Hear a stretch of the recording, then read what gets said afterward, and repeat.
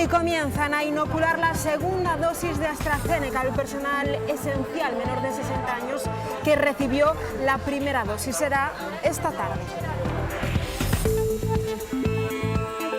¿Qué tal? ¿Cómo están? Ayer les avanzábamos que el Tribunal Superior de Justicia de Castilla y León no permitía la limitación de reuniones durante la madrugada solicitada por la Junta de Castilla y León. Pues bien, el Gobierno regional acusa ahora al Ejecutivo Nacional de dejarles con las manos atadas, dicen, para luchar contra la pandemia. Es una comunidad que tiene mucho más justificado tomar medidas restrictivas tan limitadas como la que nosotros proponíamos, que era una simple limitación del derecho a reunión por la noche, que otras comunidades con menor incidencia que han restringido completamente la movilidad. Correos tiene en Valladolid en torno a 750 trabajadores. Los sindicatos aseguran que sus condiciones de trabajo cada vez son peor porque la empresa está potenciando algunos sectores dentro de la compañía donde trabajan principalmente autónomos. Piden que la compañía siga reforzando el papel público y mejore las condiciones de trabajo de toda la plantilla. Medina ultima ya los detalles para la celebración de su semana de cine de Medina del Campo, la 34ª edición, con 100 cortos a concurso, pero también tiempo para largometrajes. El Roel de Honor este año será Antonio Resines, que acudirá a la Villa Medinense este domingo. Todos los equipos van despidiendo ya la temporada. Hola Eduardo, muy buenas tardes. Atención al BRAC, que se juega el título de Liga. ¿Qué tal, Laura? Sí, efectivamente, a partir de las 12:30 del domingo en Las Terrazas, un campo que va a albergar esa final de Liga, que va a medir a Alcobendas, parece el gran favorito, con el BRAC Esos Entrepinares, que ni mucho menos quiere dar el partido por perdido antes de disputarlo. Es el cierre a una temporada en el que también vamos a ver al Atlético Valladolid y al balonmano Aula Cultural, que podría, por cierto, alcanzar su mejor clasificación histórica. Gracias, Eduardo. Llegó el calor y con él también la probabilidad de tormentas, sobre todo esta tarde, Beatriz. Sí, Laura, tal y como estaba previsto, pueden producirse episodios tormentosos esta tarde, más probables, eso sí, en los municipios del norte de Tierra de Campos y también del este de la provincia. En el espacio del tiempo os lo contamos todo con más detalle.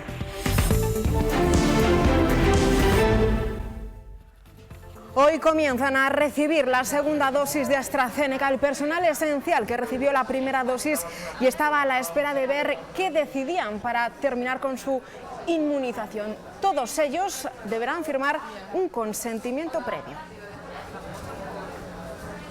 Ayer escuchábamos a Francisco Igea criticar al delegado del Gobierno en Castilla y León. El Gobierno regional ha vuelto a criticar hoy, en este caso, al Gobierno de España por dejar a las comunidades sin herramientas para poder controlar la pandemia después de que el Tribunal Superior de Justicia no autorizara a la Junta a limitar las reuniones entre la 1 y las 6 de la madrugada y en otras regiones si se permitan otras medidas. Esta situación es muy dispar en unas comunidades autónomas y otras. Hay comunidades autónomas como la comunidad autónoma de Valencia, que tiene una incidencia muchísimo menor, en la cual hay todavía toque de queda, hay otras situaciones, y esto lo que viene a demostrar es que, como ya dijimos, lo que decía el Gobierno no era cierto, no hay herramienta, y esto que viene a demostrar es lo que hemos dicho todos estos días, esto no es manera de gestionar. Los funcionarios de Correos se han manifestado hoy en el centro de Valladolid para denunciar la situación que están viviendo en la empresa en toda España. Dicen que se está desviando adrede carga de trabajo hacia una de las empresas del grupo formada por empleados autónomos porque sale más barato, aunque eso suponga empeorar el servicio. Los trabajadores de Correos han escrito cartas de queja al presidente de la compañía, Juan Manuel Serrano, pero como no les hace caso, ahora prueban a bocinazo limpio. Dicen que quiere aplicar la guadaña en la compañía, que está dejando que se desangre poco a poco, debilitándola con el traslado de carga de trabajo hacia una de las empresas del grupo, Correos Express, la que sale más barata a todo el grupo. Y se lo ha traspasado a Correos Express. ¿Qué está pasando? Que quiere que el correo público se debilite y que vayamos todos a la privatización y a la precariedad que tienen los compañeros de Correos Express. Son autónomos y trabajan a destajo. Los sindicatos dicen que el volumen de plantilla fluctúa porque hay mucha temporalidad, pero en Valladolid la plantilla se sitúa en torno a 750 carteros. Se necesitan más para dar bien el servicio público encomendado a Correos, pero no se amplía plantilla y cuando se hace es en condiciones precarias.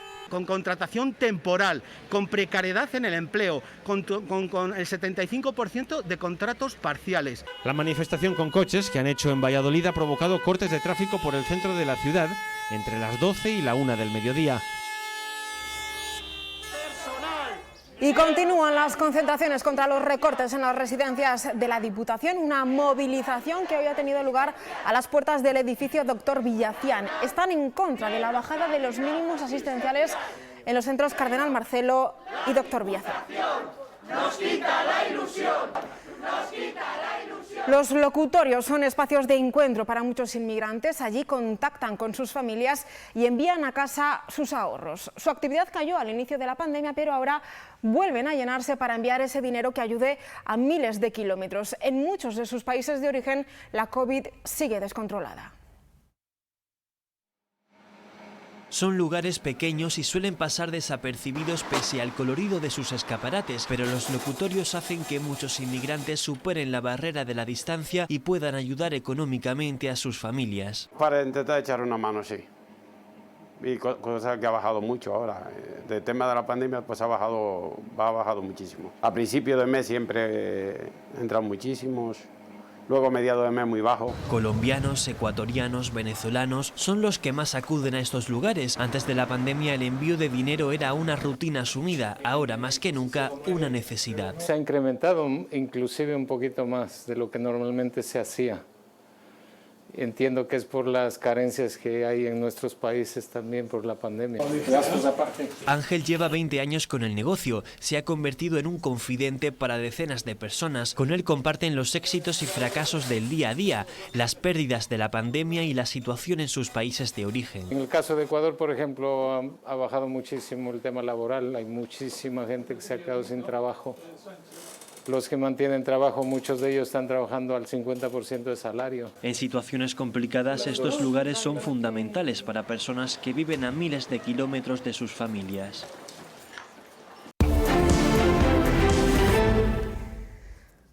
La Semana de Cine de Medina del Campo arranca con fuerzas renovadas tras la irrupción del pasado año por la pandemia que les obligó a suspender los 3 últimos días. Hasta el próximo 5 de junio, tiempo para disfrutar con largometrajes, pero sobre todo con el mundo del corto. Este año 100 a concurso en todas las categorías, más los que se ruedan in situ este fin de semana. Con ilusiones renovadas y por todo lo alto, Medina del Campo arranca con una nueva edición de su Semana de Cine, la 34ª. Edición de récord al haber recibido más de 4.000 cortos. El proceso de selección ha sido intenso hasta quedarse con el centenar a concurso. Aproximadamente creo que unos 100 por ahí a concurso, ¿vale? Sección oficial, La Otra Mirada, Internacional, Castilla y León y luego los videoclips.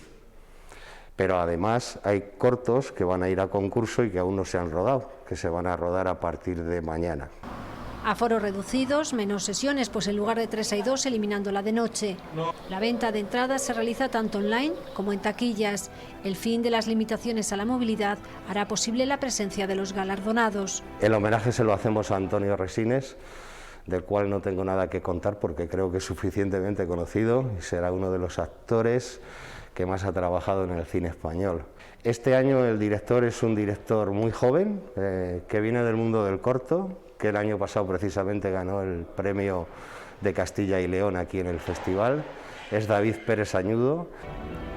Y este sábado, Susana Baitúa y Álvaro Cervantes recogerán sus roles de actriz y actor del siglo XXI. En paralelo, en la Sala Luis Vélez de la Casa de Cultura, se puede ver la exposición Rebel Girls. ¿Tienen las mujeres que estar desnudas para salir en la portada de un disco o un videoclip? La historia del rock a través de la figura de la mujer.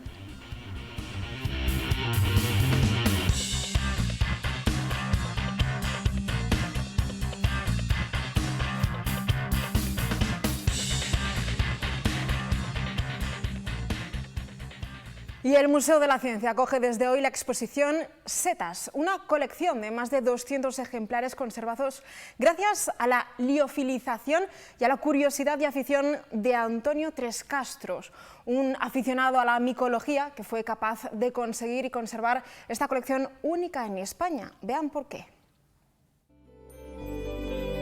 Antonio Trescastro Mediavilla era técnico de mantenimiento en la Estación Experimental de Zaidín, en Granada, y en su tiempo libre un apasionado de la micología que llegó a componer esta espectacular colección de setas que Antonio quería conservar. Para ello aplicó la liofilización, que conocía de observar el trabajo de los investigadores del centro. Lo que se hace es los ejemplares congelarlos a bajas temperaturas y una vez congelados pasarlos a un equipo que es el liofilizador, hacer que toda el agua congelada de las muestras desaparezca rápidamente en estado gaseoso. Pero Antonio quería mejorar este proceso y pudo más su curiosidad científica que su falta de formación. La liofilización no tiene tanto misterio, el misterio está en cómo ajustar los tiempos, las temperaturas, el vacío que usas, cómo ajustar todo eso para que los ejemplares se mantengan con esa estructura original o casi como la original. Luego él aplicaba también algunas resinas o algún tipo de barniz para preservar de la humedad los ejemplares. Y así, con su particular visión de la ciencia, completó esta colección de más de 200 ejemplares, conservada de forma única y no del todo conocida, porque Antonio se fue antes de poder transmitir sus secretos. Desgraciadamente, Antonio falleció hace un par de años. No dio tiempo a que Antonio transmitiera todo lo que sabía. Setas es ya una muestra única en España y ahora pueden verla de cerca en el Museo de la Ciencia de Valladolid hasta el 21 de noviembre. Y el Castillo de Fuensaldaña estrena nuevos contenidos en sus salas. Se incorporan a la exposición permanente 43 trajes de época realizados artesanalmente por la diseñadora Inés Gutiérrez.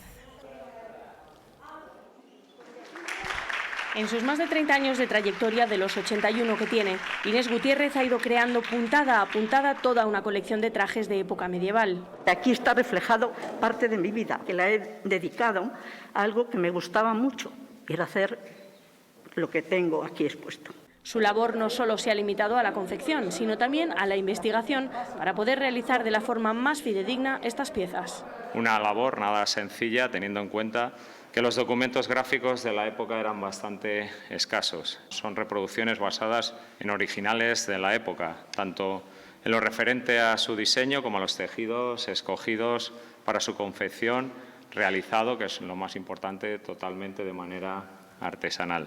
Son 23 vestimentas de mujer, 14 de hombre y 6 de niños que jalonan las salas y pasillos del castillo, permitiendo una mejor comprensión de lo que era la vida en un castillo a finales de la Edad Media. Para mí es la mayor satisfacción que puedo estar en el sitio donde yo deseaba que estuviera. Desde damas de la corte con sus mangas abullonadas y capas de terciopelo, a peregrinos o aldeanos con trajes más humildes pero no por ello menos estructurados, o recreaciones como esta del matrimonio Arnolfini del famoso cuadro de Van Eyck, uno de los que más le costó a la artesana por su dificultad en los volúmenes. Son 43 trajes en total que se incorporan ya a la exposición permanente del Castillo de Fuensaldaña. Y anoche se entregaron los premios de la Fundación Obra Social de Castilla y León, fondos que distinguen a las mejores entidades y proyectos en el ámbito de la innovación social en la comunidad. Los galardones fueron para la Concejalía de Servicios Sociales y Mediación Comunitaria del Ayuntamiento de Valladolid y para Soltra, entidad que trabaja por lograr la inclusión social de las personas con capacidades diferentes a través del empleo.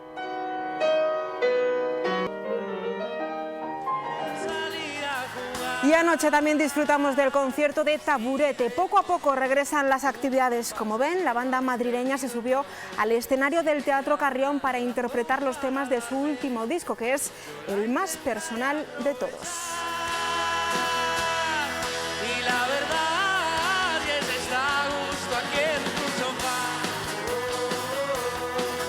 esperando que nos den las llaves y podamos entrar. Y un último apunte, el Festival Conexión Valladolid se traslada al último fin de semana de agosto con cambio de cartel y con un avance el día 22 con el concierto de Nati Peluso. Así hacemos una breve pausa de 20 segundos y enseguida los deportes.